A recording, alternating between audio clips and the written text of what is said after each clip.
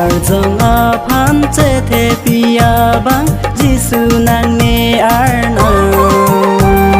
Rosini nang pan rani rani ke bang ne cete do tigang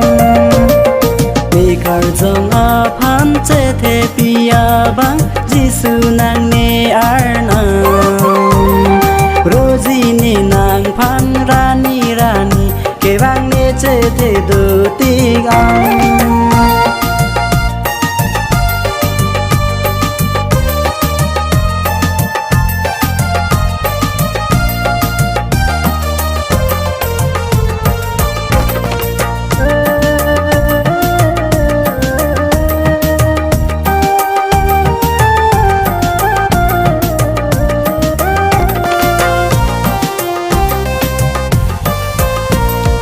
Kang boa mir saga song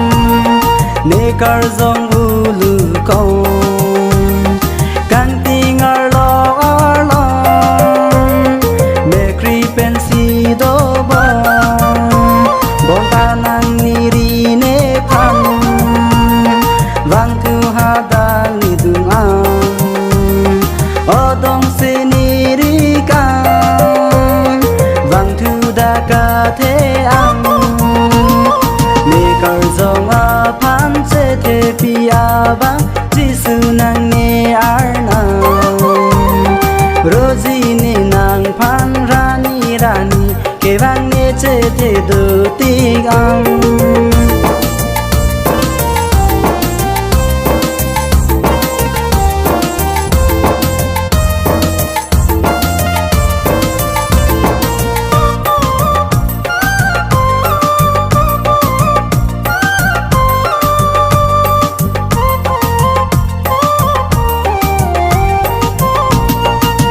Karjong ning klar chen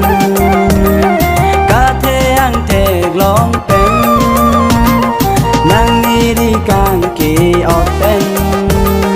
Ne karjong reng ne sen Non la ni ning kang sam do ver lo ar Di bang do ver lo po kai apang Non la ni ning kang sam do ver lo ar Ni bang do ver lo po kai apang Ni karjong apan cete pia bang Jisu nang ne arnam Rosini nang pan rani rani ke bang ne cete do tigang Ni karjong apan cete pia bang Jisu nang ne arnam Rosini nang pan rani rani ke bang ne cete do tigang